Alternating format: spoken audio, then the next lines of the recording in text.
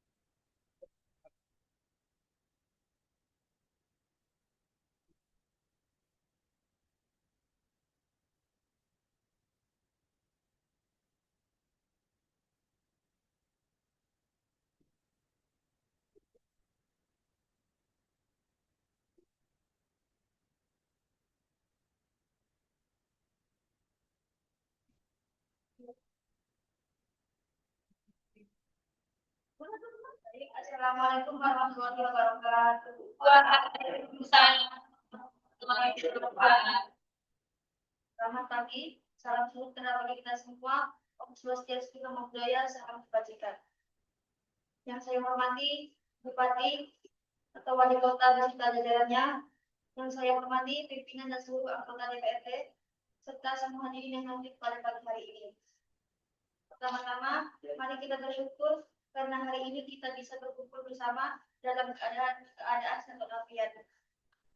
Rapat kali ini kita laksanakan untuk membahas kebijakan yang penting bagi kemajuan di daerah kita. Sebagai pimpinan rapat sekaligus moderator, tugas saya adalah memandu jalannya diskusi agar berjalan tertib dan jelas sebagaimana adanya, sehingga hasil pada rapat kali ini bisa kita gunakan sebagai bahan keputusan bersama.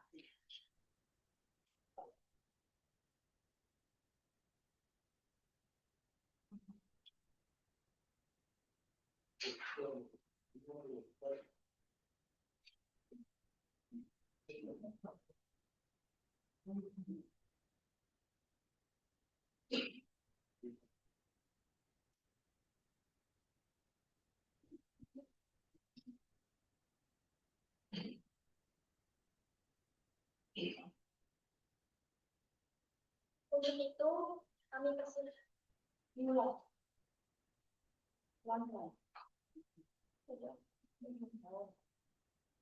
Assalamualaikum warahmatullahi wabarakatuh. Waalaikumsalam. Selamat pagi. Salam sejahtera bagi kita semua. Om Swastiastu, Namo Buddhaya, salam kebajikan.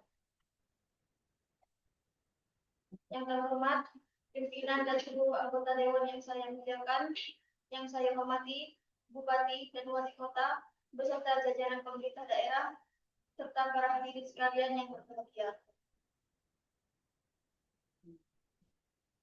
Pertama-tama, mari kita bersyukur karena hari ini kita bisa berkumpul bersama dalam keadaan sehat walafiat.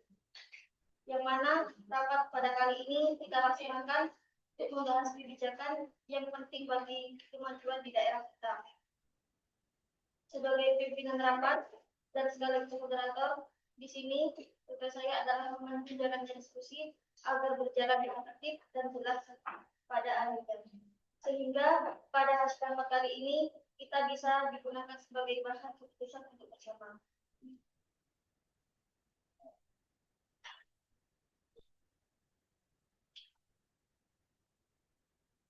Untuk itu kami persilakan Bapak Yuda Pratama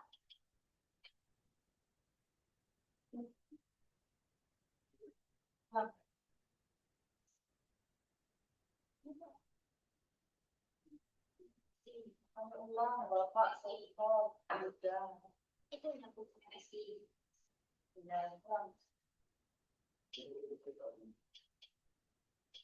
Untuk itu kami persilakan Bapak Dr. Yuda Pratama SI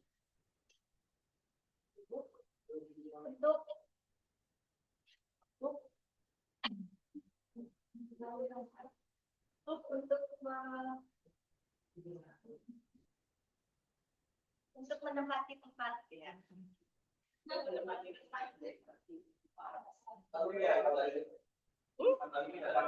Oh iya, buka sidang ya. Wah, ulang lagi nih.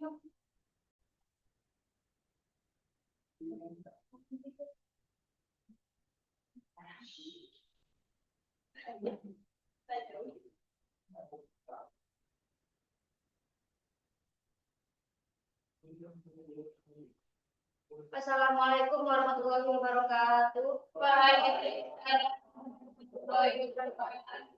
Selamat pagi, salam sejahtera bagi kita semua. Om Swastiastu, Namo Buddhaya, salam kebajikan. Yang terhormat, pimpinan dan seluruh anggota Dewan yang saya muliakan, yang saya hormati Bupati dan Wali Kota beserta jajaran pemerintah daerah serta para hadirin sekalian yang berbahagia. Pertama-tama, mari kita bersyukur karena hari ini kita bisa berkumpul bersama dalam keadaan sehat walafiat. Yang mana rapat pada kali ini kita bisa laksanakan untuk membahas kebijakan yang penting bagi kemajuan di daerah kita. Sebagai pimpinan rapat sekaligus moderator, di sini tugas saya adalah untuk memandu jalannya diskusi agar dapat berjalan dengan tertib dan juga jelas alurnya. Sehingga pada hasil rapat kali ini kita bisa digunakan sebagai bahan keputusan bersama. Saya, Dr. Saidana Nisa MAP, beserta rekan saya di samping, dan saya, Dr. Siti Fatima, akan membuka rapat pleno pada kali ini. Untuk itu, kami persilahkan Bapak Dr. Yuda Pratama, MSI, untuk menyampaikan pemaparan mengenai kebijakan yang akan dibahas. Untuk yang bersangkutan, kami persilahkan.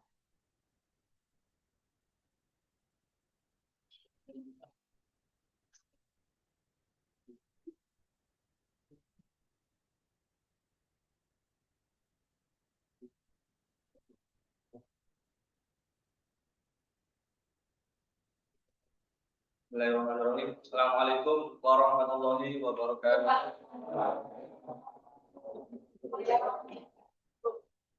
Salam sejahtera bagi kita semua. Salam, Om Swastiastu, Namo Buddhaya, salam kebajikan, rahayu rahayu. Yang terhormat pada pimpinan sidang dan seluruh anggota dewan yang saya muliakan.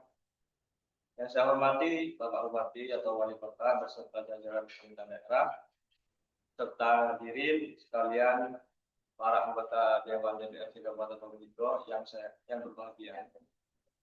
Pada kesempatan yang berbahagia ini izinkan saya, Dr. Yuda Pratama MSI, selaku Ketua Komisi DPRD Komisi 3 DPRD Kabupaten Probolinggo menyampaikan usulan kebijakan strategis tentang pengembangan potensi hutan daerah tahun 2024 hingga 2029 mendatang.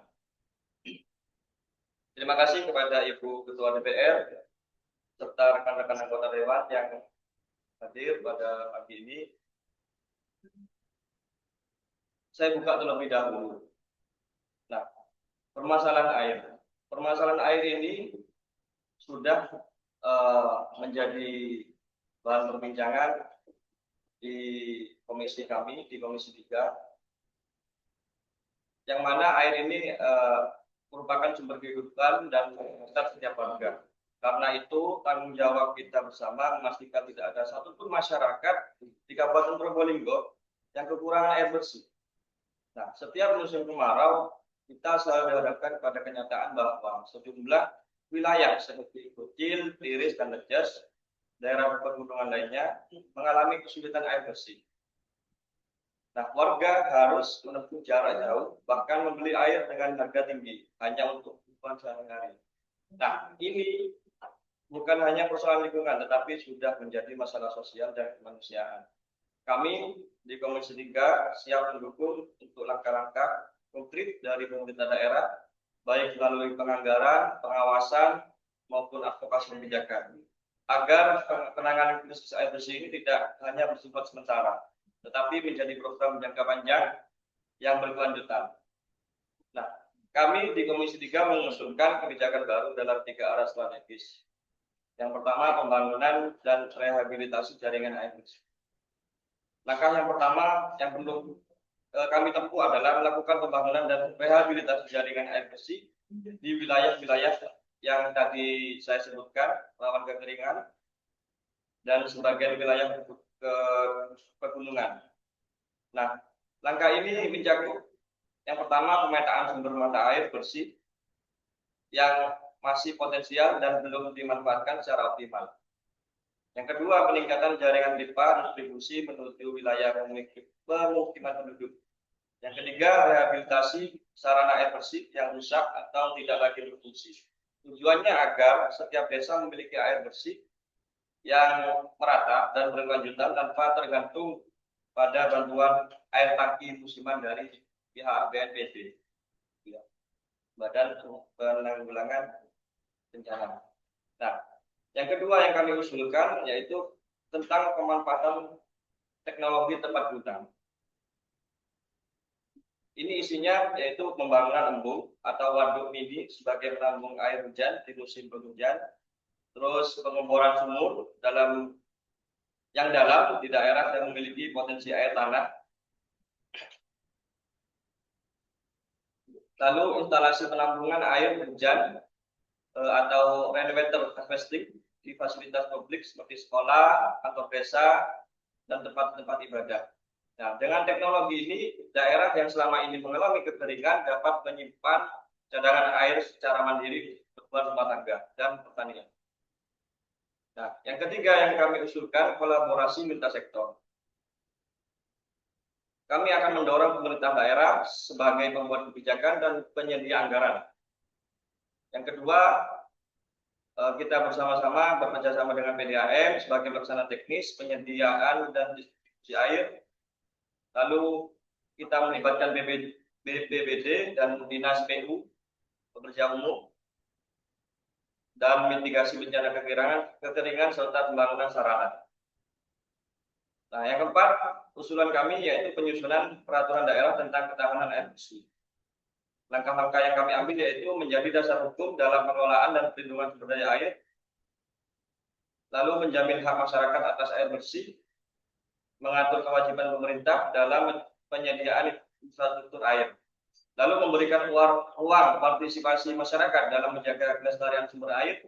Dengan adanya perda ini nanti, kebijakan air bersih akan memiliki kekuatan hukum, arah yang jelas, dan berkelanjutan jangka panjang bagi seluruh masyarakat Kabupaten Probolinggo. Mungkin itu usulan dari saya selaku Ketua Komisi 3. Demikian pokok-pokok usulan kebijakan Komisi 3 DPR RI, DPR Kabupaten Probolinggo. Kami berharap diskusi bisa dijadikan bahan diskusi nanti bersama dapat membahas dan menyepakati langkah strategis ini bersama pemerintah. Mungkin itu, terima kasih. Wassalamualaikum warahmatullahi wabarakatuh. Saya kembalikan kepada Ibu pimpinan DPR. Baik, terima kasih atas pemaparan yang sudah disampaikan. Selanjutnya kita memasuki sesi tanggapan dan diskusi. Bagi Bapak Ibu sekalian yang ingin menyampaikan posisinya ulangi lagi. Bisa dibuka terus ya. Yang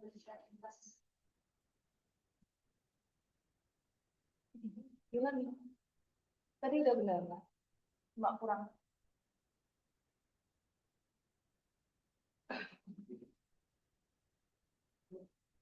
Baik, terima kasih atas pemaparan yang sudah disampaikan. Selanjutnya kita memasuki sesi tanggapan dan diskusi. Bagi Bapak Ibu yang menyampaikan pendapat, silakan. Iya. Saya mulai sesi tanggapan dan diskusi. Dengan ini sesi tanggapan sesi saya buka. Coba itu palungnya. Tadi ulang lagi. Biar lemes.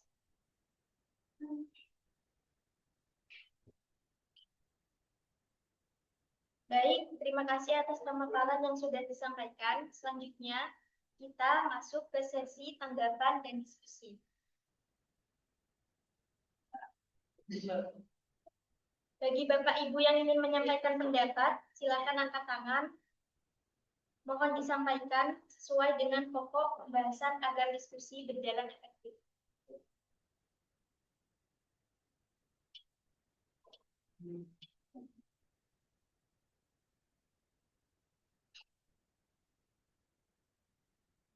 Saya tanya, kalau saya udah turun gunung, tapi saya yang tanya.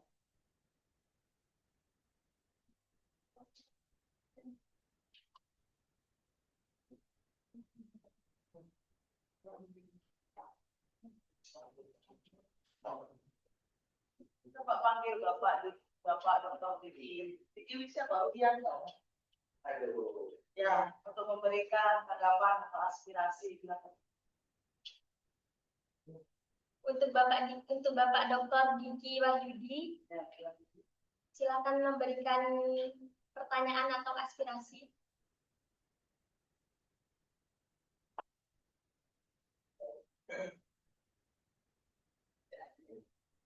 Ayo, Dik.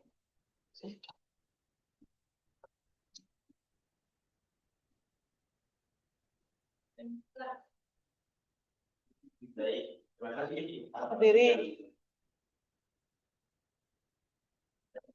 Kita punya pimpinan sudah berdasarkan pemaparan materi yang disampaikan. Izin menanggapi terkait kekeringan ataupun peran air di daerah terpencil atau menjadi bayi-bayinya tiris, kecil dan biasanya tiris kecil tiga soalan. Itu penyebabnya tolong dicari tahu apakah ada kebocoran pipa dari PDAM atau apa. Soalnya masyarakat itu sudah di informasi yang saya baca, berita yang saya baca itu PDAM sudah mendapatkan dana 4 triliunan dari pusat provinsi. Sementara masyarakat tidak pernah terbayar kok bisa masyarakat kekurangan air di daerah-daerah terpencil tersebut.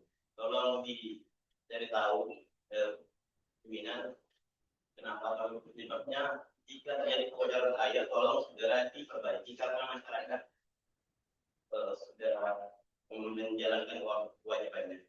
Terima kasih. Ada pertanyaan lagi? Terima kasih atas pertanyaan dari Bapak Diki Wahyudi. Saya kembalikan kembali kepada Bapak Ida pertama untuk menjawab pertanyaan dari Bapak Wahyudi. Terima kasih kepada Bapak Dr. Diki telah menyampaikan tanggapan kepada kami untuk bisa ditanggapi. Begitu ya, Diki ya. Pertanyaannya terkait mengapa tidak ada tindakan secepat mungkin dari pemerintah daerah ataupun juga pihak PDAM karena tadi yang disebutkan ada bantuan hibah, tapi masyarakat masih mengeluh tentang kekeringan atau dampak air bersih, begitu Mas Niki. Nah, mungkin jawabannya menurut kami di Komisi 3 kita sudah melakukan upaya-upaya pengawasan ataupun sudah menindaklanjuti masalah ini ke kawasan-kawasan yang krisis air bersih, di mana memang yang sudah saya sebutkan tadi, di sana itu kurang peningkatan jaringan pipa distribusi. Maka ini langkah kami yang kami usulkan saat ini kepada Ibu DPR, terus didiskusikan kepada anggota dewan. Jadi kita mengambil langkah, betulnya sama, langkah kita sama, yaitu peningkatan jaringan pipa distribusi menuju wilayah pemukiman penduduk. Nah, tetapi di lapangan kita tidak menemukan hal tersebut. Jadinya kita perlu koordinasi kepada pihak PDAM juga, lalu kepada BNPB, Badan Penanggulangan Bencana itu sudah mengirim pasokan air ke daerah-daerah, ke 3 daerah tersebut. Itu bahkan setiap di beritanya itu bahkan setiap 3 bulan sekali mereka mengirim ke masyarakat untuk penggantinya, pengganti dari kekacauan yang apa ya, tidak ditindaklanjuti oleh pihak PDAM begitu. Makanya kita mengusulkan kembali tentang ini, yaitu pembangunan dan rehabilitasi jaringan air bersih. Tadi kan sudah kami sebutkan, jelaskan, rehabilitasi sarana air bersih yang rusak dan tidak lagi berfungsi. Tujuannya agar setiap desa memiliki akses air bersih yang merata dan berlanjutan tanpa tergantung pada bantuan air tangki municipal. Nah, itu sudah barusan kami jelaskan juga. Terkait dana PDAM itu kami kurang tahu sumbernya sebelumnya. Jadi untuk mencari tahu itu kami masih menggali informasi lebih lanjut. Mungkin itu Bapak Dr. Diki Wahyudi atas tanggapan kami di Komisi 3 DPRD Kabupaten Probolinggo. Terima kasih. Baik, terima kasih atas jawaban yang sudah diberikan oleh Bapak Dr. Bidang Pratama. Bagaimana dengan Bapak Diki Wahyudi? Apakah sudah puas dengan jawaban yang sudah diberikan oleh Bapak Dr. Bidang Pratama?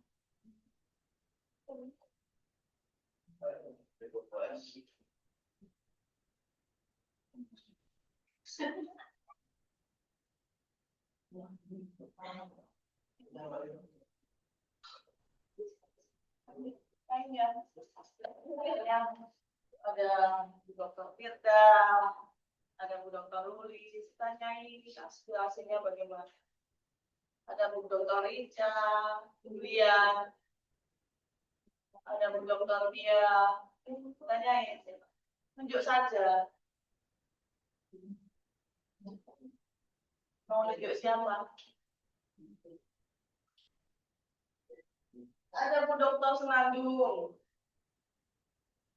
Oke, berkenan memberikan aspirasi. Untuk itu,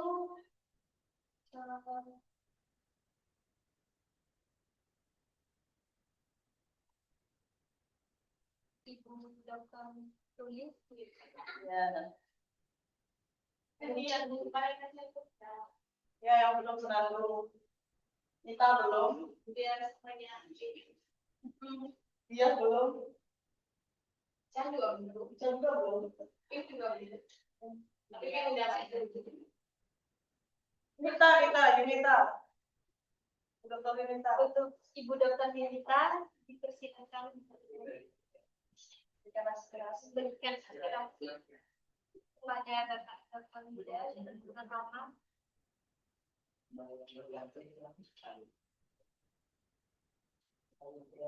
Oh tidak sih? Wah, saya nanti akan nanya. Udah siapkan jawabannya. Ada pertanyaan? Saya Ibu pimpinan sidang. Saya mau bertanya Bu pimpinan. Baik, untuk Ibu Dokter ini. Ibu Dr. ini akan dipersilakan untuk bertanya. Terima kasih Bu pimpinan dan Bu wakil pimpinan. Terima kasih juga saya sampaikan kepada Bapak Ketua Provinsi yang menyikapi tentang kesulitan air bersih di daerah pilihannya. Mungkin Bapak ya, ada beberapa hal yang perlu saya ingin klarifikasikan kembali sekaligus meminta penjelasan lebih mendalam dari Bapak jika mungkin. memungkinkan. Pertama, saya tadi menyimak terdapat beberapa usulan kebijakan dari Komisi Bapak yang ditawarkan untuk menyelesaikan persoalan ini di daerah. Nah, masalahnya kan mungkin kekuatan anggaran dari pemerintah daerah tidak cukup terbatas, tidak terlalu luas dengan kondisi pada tahun 2025 ini, di mana kita menghadapi efisiensi, kemudian ada pemotongan fasilitas di daerah, itu kan mempengaruhi struktur anggaran pemerintah daerah yang kita miliki, dan juga kita tidak bisa mengabaikan hal tersebut. Karena itu kita membutuhkan kebijakan yang lebih prioritas dapat mengatasi masalah. Harapannya juga kebijakan ini ya bisa langsung menyelesaikan masalahnya tanpa kita perlu menunggu waktu lama. Jadi dari 6 kebijakan itu, kira-kira ini yang bisa kita selesaikan dalam targetnya. Mungkin berapa target yang Anda tetapkan untuk pelaksanaan kebijakan ini, berapa anggaran yang sudah dihitung berdasarkan kajian-kajiannya, terus kajian apa yang sudah Anda lakukan selama ini sampai pada kesimpulan bahwa mungkin tahun depan ini perlu dimasukkan dalam program prioritas legislatif daerah di wilayah kita. Mungkin itu saja yang ingin saya sampaikan. Saya kembalikan lagi kepada Ibu Pimpinan Sidang. Terima kasih. Terima kasih atas aspirasi yang telah disampaikan oleh Ibu Dr. Reni. Saya kembalikan kembali kepada Bapak Dr. Yuda Pratama untuk menjawab aspirasi yang telah disampaikan oleh Ibu Dr. Reni. Terima kasih Ibu Pimpinan dan juga terima kasih pertanyaannya dari Ibu Dr. Reni. Yang saya tangkap dari pertanyaan Ibu Dr. Reni yaitu langkah konkret dan secepat mungkin yang bisa diatasi segera di Komisi 3 ini agar krisis air bersih ini tidak berlarut-larut begitu ya, dan bisa cepat ditangani. Langkah-langkah yang saya sebutkan tadi, yang ada 4 langkah, mungkin langkah yang kami ambil pertama kali untuk dibahas di bahasanya di DPR itu prolegnas mungkin. Nah, yang kami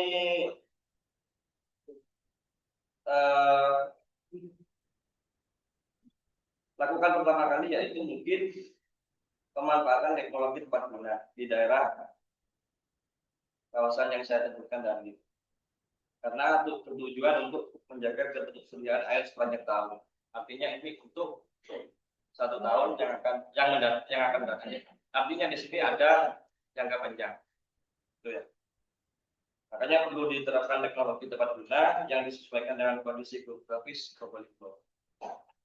Makanya tadi saya sebutkan yaitu kami mengusulkan untuk pembangunan embung atau waduk bumi sebagai penampung air hujan di musim penghujan. Lalu ada pengukuran sumur dalam di daerah tertentu yang kami sebutkan tadi yang memiliki potensi air tanah. Itu yang kami akan segera atasi. Lalu instalasi penampungan air hujan atau rainwater harvesting di fasilitas publik seperti sekolah, kampung desa dan tempat ibadah. Karena yang kami tinjau di daerah di 3 daerah tersebut itu kebanyakan yang paling terdampak itu ada seperti sekolah-sekolah yang biasanya tidak kekurangan krisis air bersih, ini bisa menghambat anak-anak untuk sekolah, yaitu misalkan kekurangan untuk air untuk mandi ataupun ya keperluan badan begitu ya, keperluan fisik. Nah, dengan adanya usulan kami, teknologi ini di daerah selama ini mengalami kekeringan dapat menyimpan cadangan air secara mandiri untuk kebutuhan rumah tangga dan pertanian. Untuk anggaran mungkin di Komisi 3 kami bisa belum jawab Ibu, karena masih kita rapatkan nanti di anggota Komisi 3 DPRD Kabupaten Luwu. Mungkin itu saja jawaban dari saya. Terima kasih atas pertanyaannya, Dr. Ibu Reni. Saya kembalikan ke Ibu Jessica. Terima kasih. Terima kasih atas jawaban yang telah disampaikan oleh Bapak Dr. Yuda Pratama. Mungkin ada yang ingin bertanya lagi, rekan-rekan Bapak Ibu sekalian.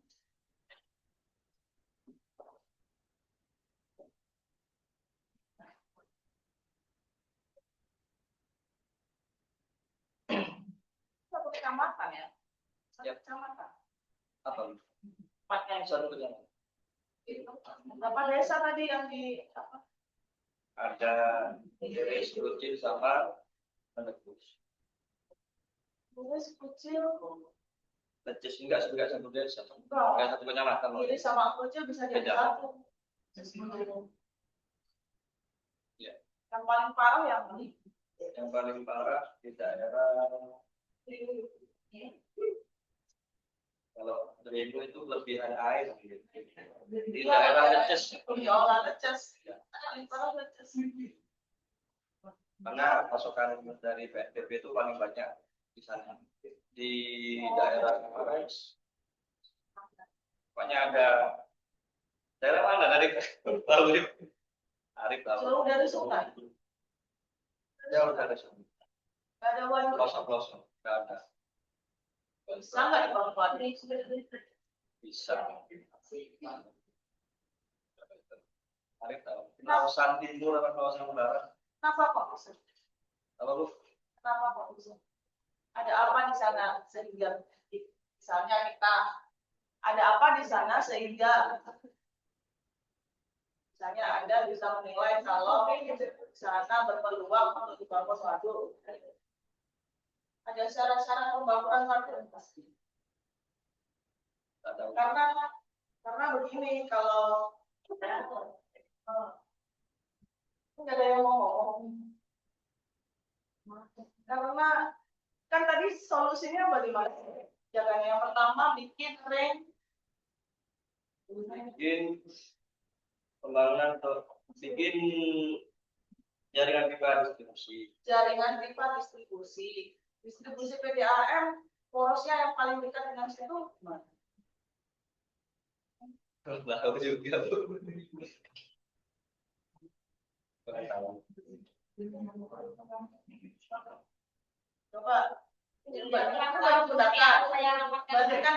bandingkan biaya yang harus ditanggung untuk membangun distribusi, bangun waduk, sama bangun naik apa? Rainwater harvesting, Water harvesting. penampungan hujan. Instalasi. Menurut Anda dari 3 grup zaman itu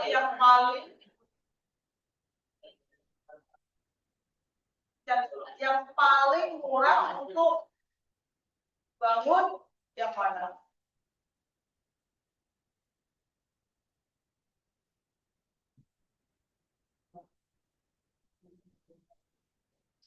Pembangunan bumi itu atau waduk ini mungkin anggarannya tidak terlalu besar. Waduk. Cuman di tempatnya itu kita masih belum yang apakah bisa dibangun waduk sektor. Jadi kan ada kebijakan yang terlalu mahal untuk dicapai, ada kebijakan yang cukup terjangkau untuk bisa dicapai. Yang paling terjangkau, yang rainforest itu kayak gimana?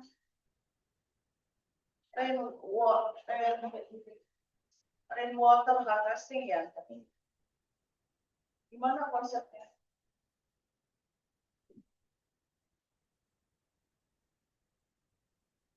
Tidak apa-apa ya. Coba kamu browsing dulu.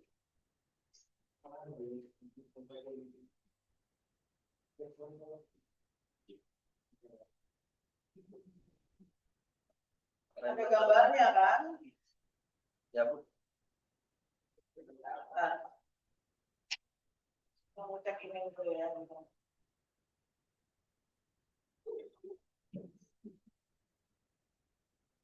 Atau atau ini saya minus?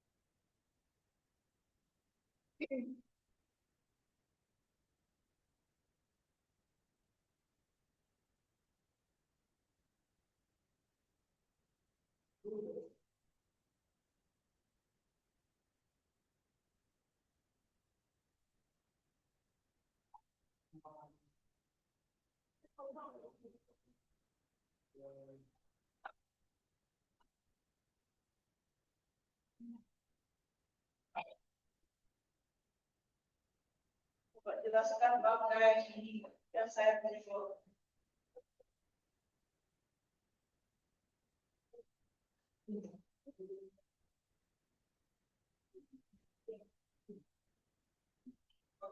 Parameter itu. Ya, jelaskan. Nah, yang saya ketahui dari sumber di Google ya. Apa itu parameter? Harvesting. Ulangi. Berdasarkan hasil kajian, kira-kira rainwater harvesting itu seperti ini. Gitu.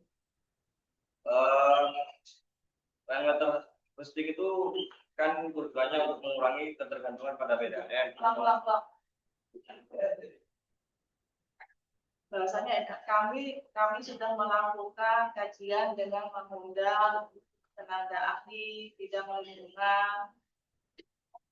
Siapa di sini yang bidang lingkungan? Tulis ya. Tulis. Ada kayak undang itu. MB. Oh, MB. Ya. Ya, maksudnya gitu. Jadi tempatkan kepala itu seolah-olah kamu sedang melakukan kajian, sedang melakukan berbagai skenario dari kajian itu yang saya tangkap, dan water harvesting itu seperti ini. Kutip namanya dia sebagai tenaga ahli yang kamu lakukan rapat, bisa kan paham maksud saya. Jadi bahasanya seperti itu, bukan bahasa iya saya nyari di situ. Tapi kalau udah pas rapat nggak boleh keluar bahasa itu. Jadi harus rapatnya bahasanya, jadi ya saya nyari di Google ini atau bagaimana, tapi jangan bilang berdasarkan saya Google, nggak boleh kayak gitu. Berdasarkan keahlian saya dengan Google itu. Gitu ya. Lagi-lagi berarti. Berdasarkan kajian yang kami bahas bersama Komisi 3 dengan tenaga ahli Dr. Jakbar Nulis, MD. Nah, jadikan tujuan kajian mengenai rainwater harvesting ini untuk mengurangi ketergantungan pada PDAM atau tangki seperti yang ditanyakan oleh Dr. Kiranti. Jadi kan ada dana juga dari PDAM, kenapa enggak dibelanjakan ataupun untuk menyelesaikan masalah masyarakat. Nah, usulan kami mengenai rainwater harvesting itu mengurangi ketergantungan pada PDAM. Artinya di sini ada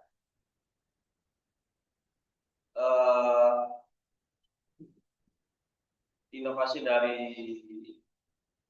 masyarakat atau pemerintah membentuk rainwater harvesting ini. Lalu tujuannya juga menyimpan cadangan air saat musim hujan, lalu mengurangi air banjir lokal. Terus biayanya murah dan mudah diterapkan di desa maupun kota. Nah, gambarannya yaitu air hujan dari atap disalurkan melalui tanah.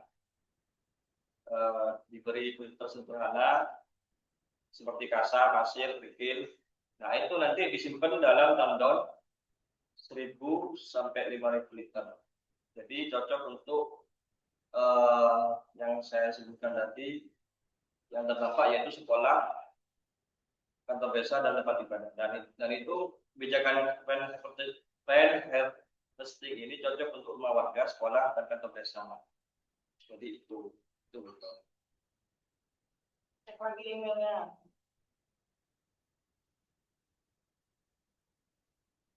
Tentang perkiraan biaya.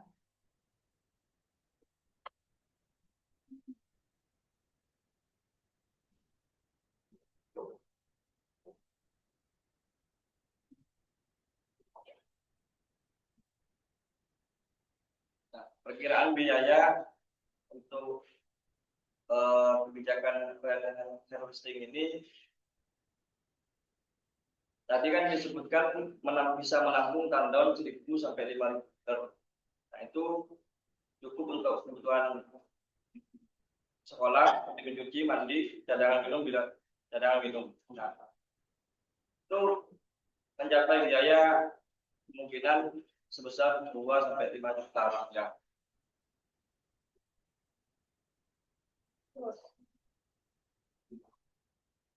Dan itu bisa dianggarkan lewat dana desa atau CT. Nah, cek email.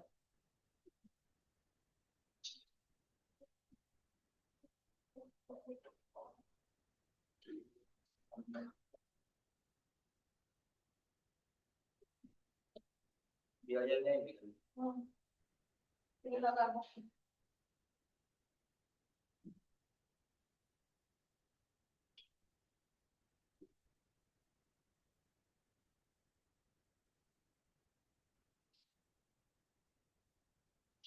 Apa yang dibutuhkan? Perkiraan harganya berapa?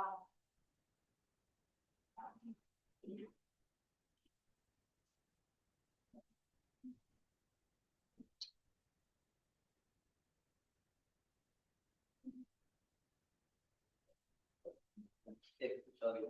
Tadi kan bisa disimpan. Jadi air dari kebijakan rainwater harvesting ini tadi kan ditampung ke dalam tandon. Nah, itu bisa menyimpan air hujan untuk 1 sampai 2 bulan selama kemarau.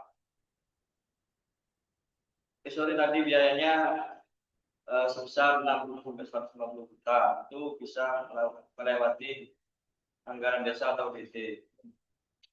Berapa harganya? 60 sampai 150 juta. 60 sampai 150 juta. Bukan 2 sampai 5 juta.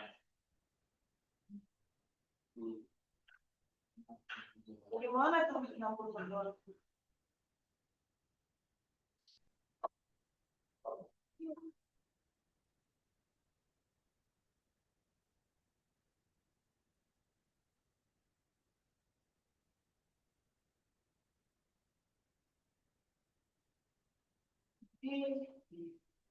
Bentar, tunggu dulu ya.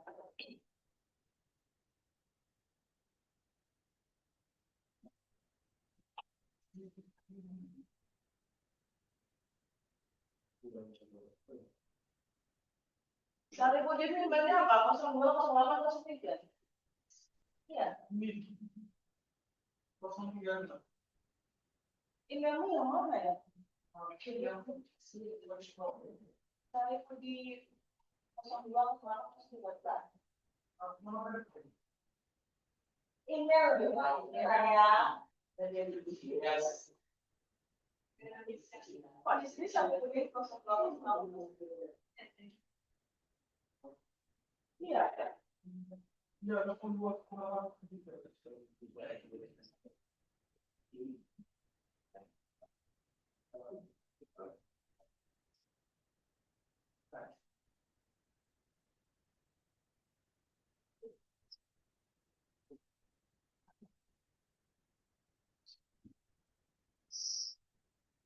Cek email dari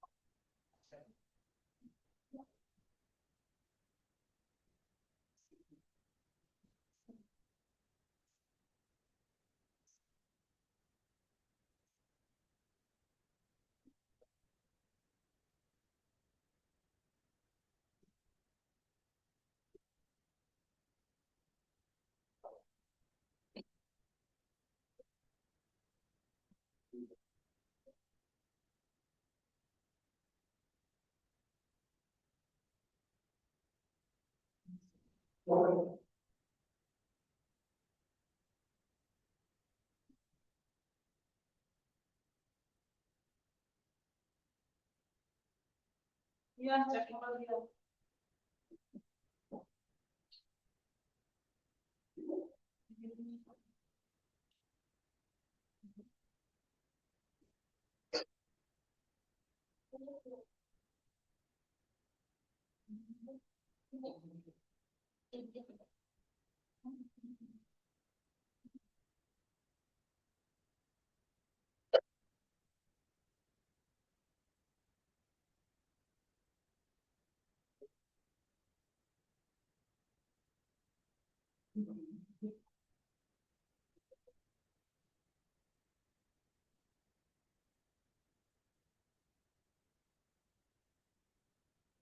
Sudah dipelajari saya.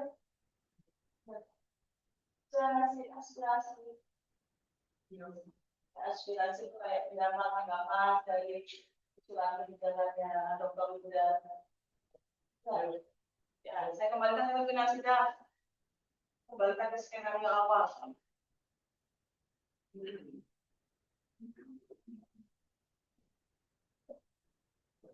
Panggil Bapak Dr. Sarif untuk memberikan tanggapan aspirasi. Terima kasih. Untuk itu saya akan memberikan kembali kepada Bapak Syarifuddin, Bapak Dr. Syarifuddin untuk memberikan aspirasi.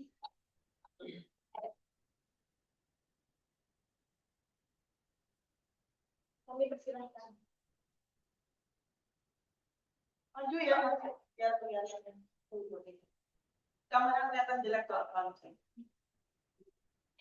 di sini.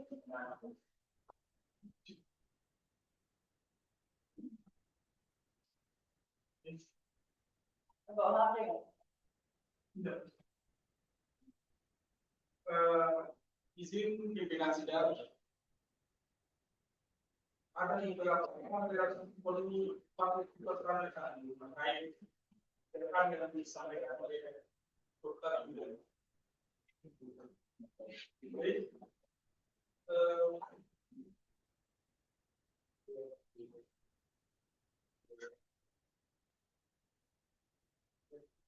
Bagaimana cara menolak terkait krisis air bersih itu supaya masyarakat tidak mengalami krisis tersebut? Mungkin itu saja pertanyaan yang saya. Baik, saya serahkan balik kepada sidang. Segera dijawab pada. Terima kasih atas aspirasi yang telah disampaikan Bapak Dr. Syarif. Kami kembalikan kembali kepada Bapak Dr. Huda Pranawi untuk menjawab pertanyaan dari Bapak Dr. Syarif. Masa nggak usah di skip? Nggak apa-apa, di skip aja. Oke, Sarif, makasih. Jadi tadi itu sebenarnya yang saya lakukan adalah saya tuh ngirim informasi yang saya kirim ke Yuda. Dan Sarif ini bisa memberikan penjelasan lebih mendalam dari yang sudah dijelaskan oleh Yuda di awal. Gitu. Tapi ternyata mungkin Sarif tidak terlalu nyimak ya nggak apa-apa karena nggak ada briefing, ya nggak apa-apa sih. Budia gimana? Ada? Tapi kalau saya menyampaikan lagi nggak asik, saya terlalu mendominasi, nggak asik. Cuma tujuannya adalah ada bahasa dan kalimat yang harus kalian biasakan ketika mengusulkan kebijakan. Beberapa kalimat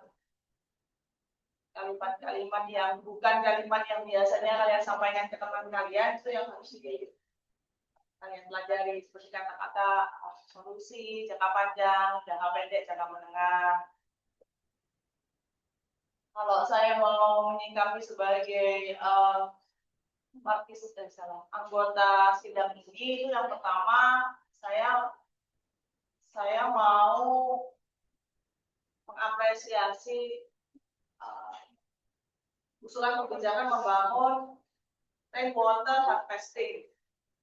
Rainwater harvesting ini kalau menurut saya agak lebih visible atau lebih mungkin untuk diimplementasikan skala mikro.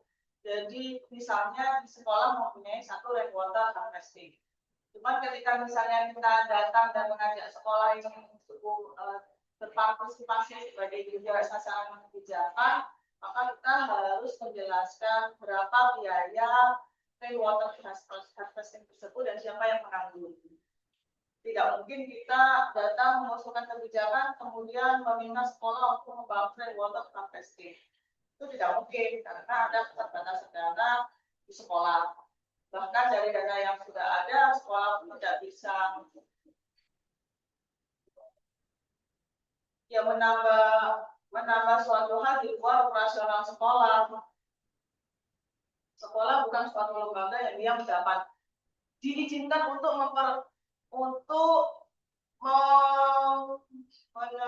mengumpulkan pendapatan sendiri. Kan tidak diizinkan. Sehingga kalau misalnya pemerintah daerah memiliki inisiatif melalui dewan memiliki inisiatif maupun rainwater harvesting ini, maka ya bagaimana dewan dapat menggunakan anggaran risetnya atau anggaran yang sudah dialokasikan untuk responsibility seperti CSR atau seperti ya kayak responsibility tanggung jawab dewan terhadap masyarakat itu masih sangat mungkin untuk menginstal atau memasang rainwater harvesting. Cuma perlu dirinci lagi siapa yang akan melakukan, siapa yang menunjuk, berapa biaya yang dianggarkan, apa yang mesti ada. Kalau rainwater harvesting itu mekanismenya ada yang dibangun di atas permukaan, ada yang dibangun di bawah permukaan. Tadi harapan saya adalah Sarifudin yang menjelaskan ini agar terlihat lebih senang aja ya, tidak dosen terus yang jelasin. Jadi kalau di bawah dia itu ada tempat penampungannya di bawah. Cuman kalau rainwater, ya kalau dibangun itu biayanya. Kalau dibangun pakai swadaya masyarakat ya istilahnya dulu itu kita mengenal kalau membangun sesuatu itu bisa bersama-sama. Sehingga biaya yang harus dikeluarkan hanya biaya material. Tetapi kalau pakai penghitungan borongan biayanya bisa lebih dari 10 juta. Nah ini yang kemudian harus disepakati di tingkat komisi. Terus kan kita tidak bisa langsung membangun 5 atau 10 atau 20 sekaligus kan. Kan harus ada proyek percontohan. Jadi nanti tolong diperbaiki lagi. Saya pokoknya bukan kapasitas sebagai anggota sidang, sebagai dosen. Nanti diperbaiki lagi paparannya, dilengkapi hal yang seperti itu, dilengkapi dengan anggaran yang diperlukan. Proyek pertamanya itu berapa, sasarannya berapa. Kalau idealnya sasarannya sekolah dulu. Karena sekolah itu masih di bawah pemerintah daerah. Tidak memiliki properti sendiri. Kalau rainwater harvesting-nya ditaruh di tempat yang ada propertinya, itu nanti ada konflik kepentingan. Jadi kalau di sekolah itu lebih mudah untuk melakukan proyek-proyek. Tapi itu misalnya juga yang diusulkan rainwater harvesting sampai ke biaya-biayanya, sampai sekolah mana kira-kira yang mau dibangun, di sekolah mana itu akan dibangun, harus juga disampaikan berapa lama kira-kira membangunnya. Terus ada lagi soal waduk yang kedua. Waduk itu secara teori mengatasi masalah kekeringan dalam jangka panjang. Cuman ini mau dijelaskan aja ya. Dia aja yang menjelaskan ya soal waduk. Karena dari usulan yang kedua adalah membangun waduk. Waduk itu nanti Dr. Mia aja yang menjelaskannya soalnya. Ya, itu saja dari saya. Saya kembalikan lagi pada penjelasan. Terima kasih atas pemaparan yang sudah diberikan oleh Ibu Dr. ini. Untuk Ibu Dr. Mia, kami persilakan untuk menjelaskan.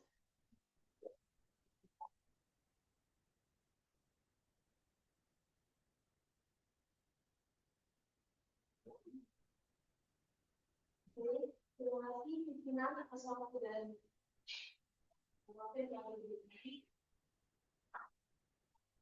Ini tentang memutuskan kebijakan yaitu undang-undang ada daerah kita. Karena itu adalah kebijakan yang tidak paham. Tapi di sini kita tetap harus memikirkan bagaimana tantangannya.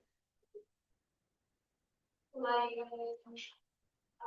anggaran yang besar, tantangan utamanya yaitu yang pertama adalah aspek hidrologi atau ketersediaan air. Jika wilayah tersebut ini air, maka waduk itu tidak akan pernah terisi penuh. Indikator yang pertama adalah daerah tanggapan airnya. Waduk harus dibangun di hilir dari daerah aliran sungai yang memiliki potensi limpasan air yang cukup. Daerah aliran sungai dari gunung juga harus dijaga terus karena itu yang berfungsi menyimpan dan melestarikan air secara bertahap. Indikator yang kedua yaitu curah hujan dan harus ada data hidrologi yang memadai tentang debit air tersebut selama musim hujan. Dengan volume air yang ditampung harus sesuai dengan potensi limpasan air yang ada. Dan indikator yang ketiga adalah evaporasi, yaitu penguapan. Daerah yang panas dan kering, penguapan air waduk akan sangat tinggi. Desain waduk harus meminimalkan rasio permukaan air terhadap kedalaman waduk, yaitu yang lebih baik dan tidak lebar dan dalam. Untuk mengurangi kehilangan air akibat penguapan. Aspek yang kedua yaitu aspek geologi dan topografi, yaitu lokasi pusatnya. Lokasi harus mendukung pembangunan struktural yang aman dan efisien. Indikator yang pertama struktur geologi, yaitu harus memiliki geologi yang tidak air, tidak bocor. Batuan dasar fondasi harus stabil dan tidak bergerak. Jika tanahnya sangat poros, air akan meresap dalam tanah dan mengurangi penampungan air. Indikator yang kedua adalah topografi, yaitu lokasi terbaik adalah di lembah atau yang sempit agar dapat menampung volume air yang besar dengan panjang bendungan yang relatif. Dan aspek ekonomi dan kelayakan yang ketiga yaitu biaya dan manfaat. Pembangunan waduk adalah proyek yang sangat mahal dan beresiko tinggi. Perlu dilakukan studi kelayakan ekonomi dan tekniknya. Yaitu yang pertama adalah analisis benefit cost ratio, yaitu manfaat yang diperoleh, yaitu penyediaan air baku, irigasi, pengendalian banjir, dan peningkatan. Harus lebih besar daripada biaya konstruksi operasional dan pemeliharaan. Nah, itu adalah skala proyek. Jika potensi air sangat kecil, mungkin bendungan skala besar tidak layak. Alternatif yang lebih tepat adalah bendungan mini atau cek dam, embung atau sumur resapan komunal yang biayanya relatif sedikit, namun efektif untuk konservasi di tingkat lokal. Mungkin itu pandangan dari saya untuk kebijakan keutamaan. Saya kembalikan ke pimpinan. Terima kasih. Ya, tampil Dr. Gilang. Terima kasih atas tanggapan yang diberikan oleh Ibu Dr. Dia. Dan saya kembalikan kembali pada Bapak Dr. Gilang untuk memberikan tanggapan atau aspirasi. Kami persilakan. Dari kemarin pimpinan media, ada kami tugas dan bersama konsep dan kemudian tidak. Kemudian yang kami bekerja berdasarkan prinsip menangkap dan menyimpan di pasar air hujan atau bisa disebut dengan Allah. Di mana sifat mungkin sebelum air tersebut mengalir ke struktur besar dan sedang. Yang pertama, embung, water catchment pond atau reservoir. Nah, konsepnya itu bangunan penampung air berbentuk kolam besar yang sengaja dibuat di lingkungan atau di daerah yang relatif datar. Embung berfungsi menampung air hujan secara langsung dan air pasang dari area tanggapan di sekitarnya. Nah, untuk pengolahkasian umumnya dibangun di dekat lahan pertanian atau perkebunan atau di desa untuk menyediakan air irigasi, air timbul tanah dan isi air tanah. Tujuan utama dari embung ini yaitu menyimpan air dalam jangka yang panjang. Terus yang kedua yaitu cek dam. Di mana dam ini berkonsep struktur penahan air yang dibangun melintang di alur sungai atau parit kecil yang kering, seperti anak sungai atau drainase yang alami hanya dialiri pas saat hujan saja. Tentunya seperti bendungan ini, namun fungsinya lebih fokus pada memperlambat aliran. Dan untuk lokasi cek ini bisa ditempatkan di alur sungai kecil, di lereng bukit atau di daerah gunung. Tujuan pada pembuatan cek ini yaitu memperlambat kecepatan aliran air, nahan sedimen atau tanah, dan memaksimalkan resapan air di dalam tanah. Air yang tertahan di belakang cek akan meresap secara perlahan.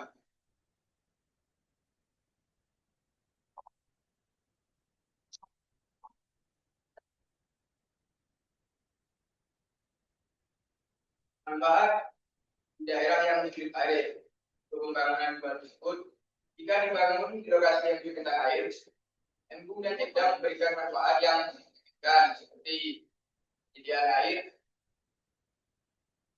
menyediakan cadangan air baku saat musim kemarau untuk irigasi skala yang kecil, misalnya seperti kebun desa dan minum tanah. Kemudian ada manfaat selanjutnya konservasi tanah, di mana dua pembangunan tersebut membantu menahan sedimen atau tanah dan unsur hara tanah agar tidak terbuang sia-sia oleh limpasan air. Kemudian ada ekonomi dan sosial, di mana bermanfaat juga meningkatkan indeks pertanaman atau itu memungkinkan petani panen lebih dari sekali setahun karena ketersediaan air. Kemudian ada manfaat berkelanjutan yang dimana berkontribusi langsung pada pengisian tanah recharge, menjaga ketersediaan air sumur di wilayah tersebut. Dan untuk cek dam ini memiliki manfaat secara tidak langsung menyediakan air dengan meningkatkan ke air dan tanah di sekitarnya sehingga sumur warga tidak cepat kering. Kemudian manfaat cek dam itu juga ada mengendalikan erosi dan banjir lokal. Sedimen yang ditahan justru dapat menyuburkan tanah di bagian atas cek dam. Nah, untuk pembiayaan konstruksi juga jauh lebih murah daripada waduk besar dan sering dilakukan secara gotong royong dengan material lokal. Kemudian menjaga banjir juga memperpanjang waktu tinggal air di dalam das yang sangat penting di daerah dengan curah hujan dekat. Untuk perkiraan anggaran untuk membangun embung dan cek dam sangat bervariasi, tergantung pada skala proyek, jenis material, lokasi, dan tenaga kerja yang digunakan. Berdasarkan data dan praktik Indonesia, akan saya sebutkan perkiraan anggaran untuk proyek konservasi air skala kecil dan menengah.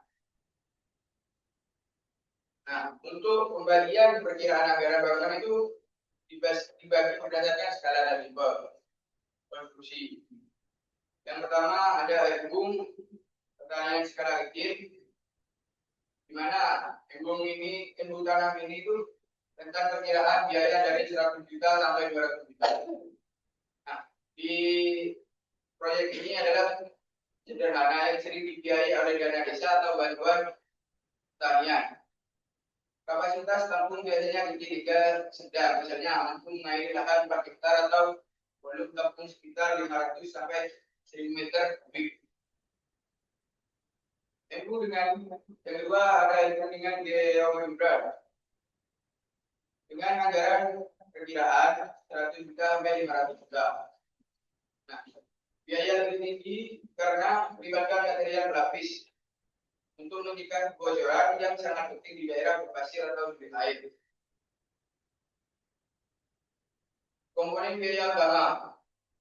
Nah, galian tanah menggunakan eskavator, mandatar tenaga kerja lokal dan material, batu kali, semen, dan kualitas dan instalasi irigasi. Nah, untuk jekdam tersebut, untuk jekdam sederhana itu perkiraan biaya dari 5 juta sampai 9 juta, 5 juta sampai 50 juta. Dan jekdam yang dibangun secara gotong royong ini menggunakan material lokal, batu kali, rojong, atau kawan.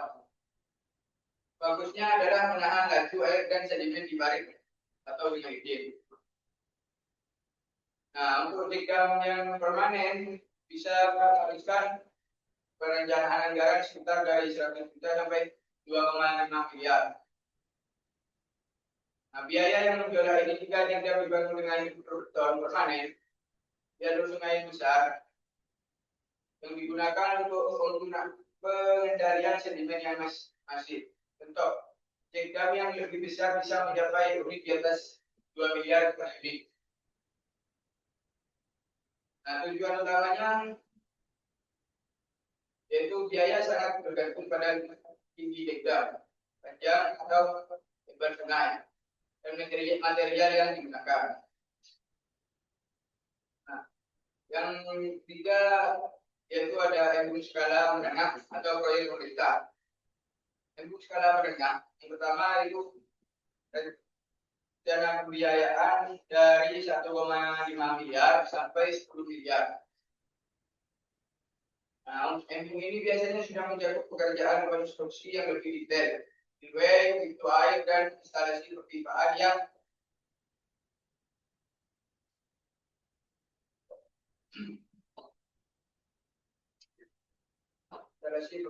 yang sudah cukup.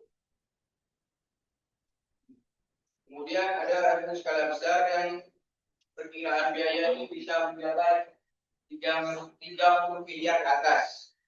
Tentunya embung Manakaya di Indramayu itu menelan biaya sebesar P32,4 miliar dengan kapasitas tampung besar dan manfaat ganda, bisa menjadi irigasi dan juga bisa jadi pusat pariwisata. Iya. Komponen RAP atau rencana anggaran biaya yang dirumuskan yang akurat. Ada yang untuk menghitung komponen-komponennya, yaitu yang pertama pekerjaan persiapan. Nah, pekerjaan persiapan ini langkah awal untuk melakukan pekerjaan tersebut. Jadi pertama itu harus melakukan survei investigasi desain, terus ada pengukuran lokasi, terus membuat proyek dan mobilisasi alat berat. Jadi semua itu masuk di persiapan buatan. Terus ada pekerjaan tanah pekerjaan tanah ini memakan biaya terbesar, diikuti kolom galian untuk kolam dan diikuti kolom timbunan untuk bendungan. Pekerjaan struktur. Nah, pekerjaan struktur ini seperti pembangunan dinding, penahan, pasangan, batu gali, beton, pembangunan pipa, freeway, dan apron. Lalu bisa itu lantai berendam, energi air yang jadi jejak. Yang keempat itu ada pekerjaan pelengkap. Nah, pekerjaan pelengkap itu berisi seperti instalasi pipa, pemasangan pompa, pembuatan panel listrik jika diperlukan, dan pelapisan geomembran. Tenaga kerja yang kelima ada tenaga kerja. Nah, di tenaga kerja ini masuk pembiayaan pekerjaannya. Jadi harian bekerja dan bukan, termasuk biayaan alat berat jika masih memakai jasa orang lain atau berbeda menyewa dari kontraktor lain. Nah, agar bisa menghemat biaya untuk membangun jekdam dan embung di tingkat desa ini bisa yang pertama dengan gotong royong. Jadi kerjanya itu memakan tenaga kerja masyarakat untuk membantu kerjaan tersebut agar bisa lebih hemat untuk anggaran. Dan juga yang kedua adalah penggunaan material lokal yang tersedia di sekitar lokasi seperti batu bali dan tanah gunungan untuk mengurangi biaya transportasi. Nah, untuk skala kecilnya, prioritaskan pembangunan atau dam ini yang sesuai dengan kebutuhan air pertanian. Terdekat bukan ambisi untuk membangun struktur besar, jadi jangan terlalu ambisi yang bisa terlebih dahulu dan lebih yang memutuskan pada fungsinya memfungsikan terlebih dahulu. Nah, kesimpulan yang saya dapat sampaikan untuk mengatasi krisis air di tingkat komunitas yang seperti itu, MU dan Dam adalah solusi yang cepat, terjangkau dan berkelanjutan karena fokus pada konservasi dan filtrasi air langsung dari lokasi yang membutuhkan. Terima kasih. Itu yang saya jelaskan. Selanjutnya saya kembalikan kepada pimpinan sidang. Terima kasih atas tanggapan yang telah disampaikan oleh Bapak Dr. Gilang. Selebihnya kami alihkan kembali kepada Bapak Dr. Widodo.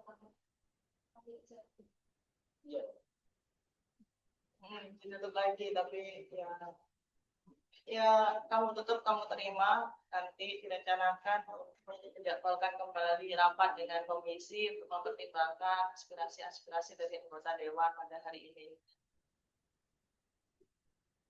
Baik, terima kasih. Tadi aspirasi dari Ibu Dr. Dia terkait waktu dan cara mengelola, memakan dan serta biaya dokumennya.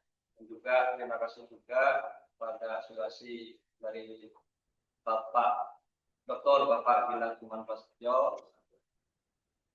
atas tanggapan mengenai Ibu, cara mengelola dan atas median biaya. Tentu ini usulan dari para anggota dewan, kami akan diskusikan lagi di Komisi 3 DPRD Kabupaten Probolinggo terkait usulan kami yaitu waduk dan ibu itu tadi. Mungkin itu aja untuk usulan dari Komisi 3 DPRD Kabupaten Probolinggo yang saya wakilkan pada hari ini. Saya kembalikan ke pimpinan. Terima kasih. Untuk itu, jika tidak ada pertanyaan kembali, saya akan menutup sesi tanya.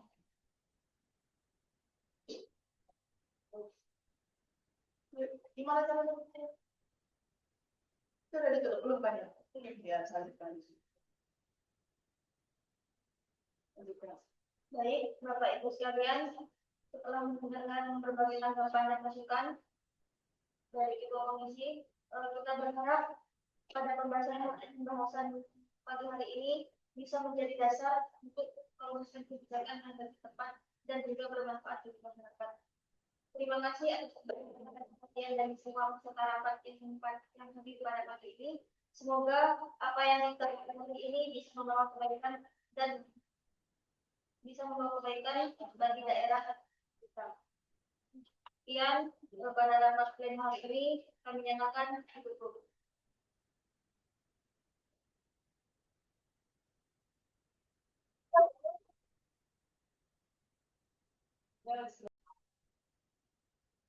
Pimpinan sidang memasuki ruangan.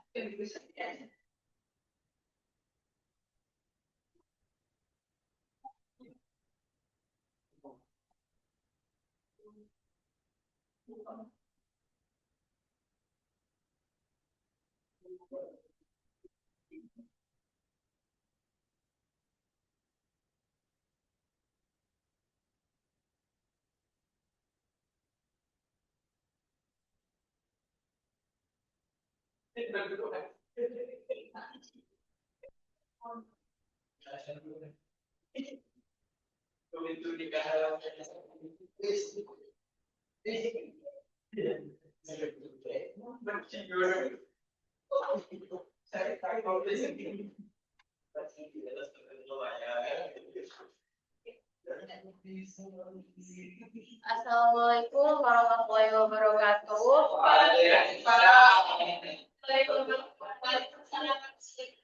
Selamat pagi Bapak Ibu yang saya hormati, yang terhormat pimpinan komisi, yang saya hormati para anggota-anggota dari setiap fraksi dan komisi, dan serta hadirin yang hadir pada hari ini.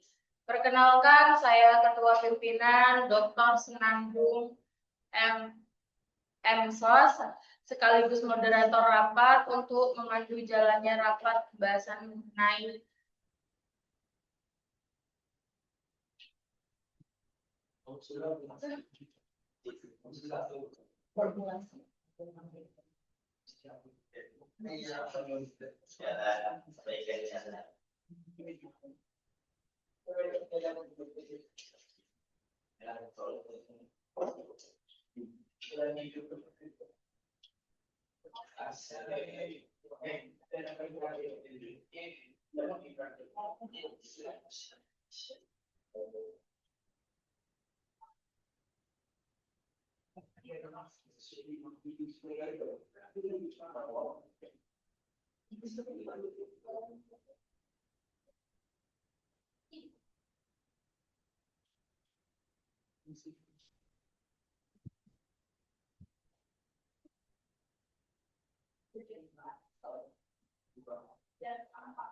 pembahasan mengenai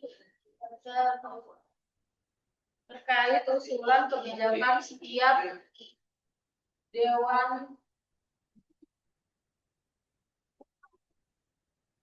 dalam pleno 1. Saya buka. Lagi. Saya. Ya, boleh tadi kan sudah dulu kalian. Iya, Senandung yang yang cari bagian tanggapan. Ya. Ulang lagi, bisa tadi. Ulang lagi. Jangan satu orang. Iya, ulang lagi. Iya, ulang lagi seperti tadi. Karena